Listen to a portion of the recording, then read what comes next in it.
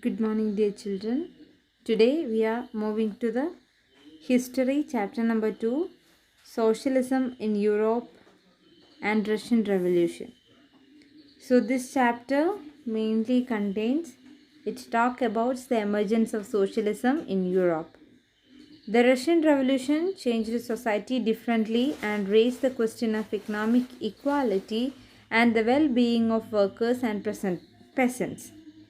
The chapter also includes topics such as changes initiated by the new sovereign government, industrialization and mechanization of agriculture rights of citizens, etc. So, we can move to the chapter. The age of social change. After the revolution, individual rights and social power began to be discussed in many parts of the world, including Europe and Asia. Colonial development reshaped the ideas of societal change, but every was not in favor of the complete transformation of society. Through the revolution in Russia, socialism became one of the most significant powerful ideas to shape society in 20th century. Liberals, radicals and conservatives. Liberals wanted a nation which tolerated all regions. They opposed uncontrolled power of dynastic rules and argued for a representative elected parliamentary government, subject to laws interpreted by a well trained judiciary that was independent of rules and officials. They wanted a government based on majority of the country's population. Conservatives after the 19th century accepted changes but also believed the past needed to be respected and change should be being slowly. Industrial society and social change. Industrial revolution led to changes in social and economic life. New cities came up and new industrialized regions developed. Men, women, and children came to factories in search of work. But unfortunately, working hours were long and wages were poor. There was employment during the time of low demand for industrial goods. Liberals and radicals made wealth through the trade or industrial ventures. According to them, society can be developed in freedom of individuals was ensured. If the poor could labor and those with the capital could operate with restraint. In France, Italy, Germany, and Russia, revolutionaries overthrown existing monarchs. Nationalists talked of revolution to create nations with equal rights. The coming of socialism to Europe. Socialism was a well known body of ideas by the mid 19th century in Europe. Socialists were against private property and saw it as the root of all social ills of the time. They wanted to change it and campaigned for it.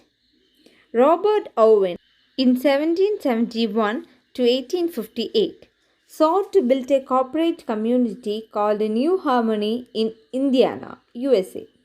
Louis Blanc, 1813 to 1882, wanted the government to encourage cooperatives and replace capitalist enterprises. Karl Marx in 1818 to 1883 and Frederick Engels in 1820 to 1895 added other ideas to the body of arguments. According to Marx, industrial society was capitalist, who owned the capital invested in factories and the profit of capitalist was produced by workers. Capitalism and the rule of private property were overthrown. Marx believed that a communist society was the natural society of the future. Support of socialism. By the 1870s, socialist ideas spread through Europe and they formed an international body named the Second International. Associations were formed by the workers in Germany and England to fight for the better living and working conditions. The Labour Party and the Socialist Party were formed by socialists and trade unionists by 1905. The Russian Revolution. In the October Revolution of 1917, socialists took over the government in Russia. The fall of monarchy in February 1917 and the events of October were termed to be Russian Revolution. The Russian Empire in 1914. In 1914, Russia was ruled by Tsar Nicholas II and its empire. The Russian Empire included current day Finland, Latvia, Lithuania, Estonia, and parts of Poland, Ukraine, and Belarus, stretching to the Pacific of comprised today's Central Asian states as well as Georgia, Armenia, and Azerbaijan. Majority of the population was Russian Orthodox Christianity. Economy and society.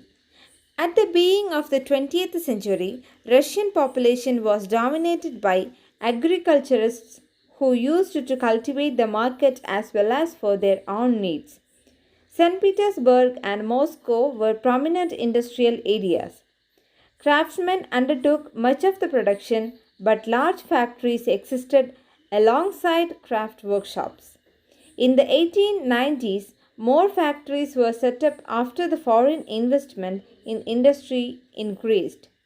Large factories were supervised by the government to ensure minimum wages and limited hours of work. Workers were a divided social group. They were also divided by their skills. Despite divisions, workers united to stop when they disagree with employers about dismissal or work condition. Peasants cultivated most of the land, but the nobility, the crown, and the Orthodox Church owned large properties. Nobles got power and position through their services to the Tsar. In Russia, peasants wanted the lands of the nobles. Socialism in Russia. Political parties in Russia were legally before 1914. In 1898, socialists founded the Russian Social Democratic Workers' Party who respected Marxian ideas. Some of the Russian socialists felt that the Russian peasants' custom of dividing land periodically made them natural societies. Throughout the 19th century, the socialists were active in countryside and formed the Socialist Revolutionary Party in 900. The party struggled for peasants' rights and demanded land belonging to the nobles were transferred to peasants. The party was divided over the strategy of organization. According to the Vladimir Lenin, in a representative society like Tsarist Russia, the party should be disciplined and should control the number and quality of the members. Mensheviks thought that the party should be open all. A turbulent time. The 1905 revolution. The Russia was an autocracy and even at the beginning of the 20th century, the Tsar was not subjected to parliament. During the revolution of 1905, Russia, along with the Social Democrats and Socialist revolutionaries, worked with the peasants and workers to demand a constitution. For Russian workers, bad times started for the years 1904 as prices of essential goods rose and their real wages declined by 20%. Workers went on strike demanding a reduction in the working day to 8 hours, an increase in wages and improvement in working conditions. The procession was attacked by the police and Cossacks when it reaches the Winter Palace. The incident known as Bloody Sunday started a series of events which resulted in 1905 revolution. During the 1905 revolution, the Tsar allowed the creation of an elected conservative parliament or Duma. After 1905, most committees and unions worked unofficially since they were declared illegal. The First World War and the Russian Empire. In 1914, war broke out between two European alliances, that is Germany, Austria, Turkey, the Central Powers, and France, Britain, and Russia, later Italy and Romania. This was the First World War. The war became popular and it is continued. The Tsar refused to consult main parties in the Duma, supported Rotin. The First World War was different on the Eastern Front of the Western Front. Between 1914 and 1916, Russian army lost badly in Germany and Austria. Russian army destroyed crops and buildings to prevent the enemy from being able to live off the land. The country was cut off from the other supplies of industrial goods by German control of the Baltic Sea. Railway lines began to break down by 1916. For the people in cities, bread and flour became scarce. By the winter of 1916, riots at bread shops were common. Here we come to the end of this session. We can explain this in our online session. Thank you, children.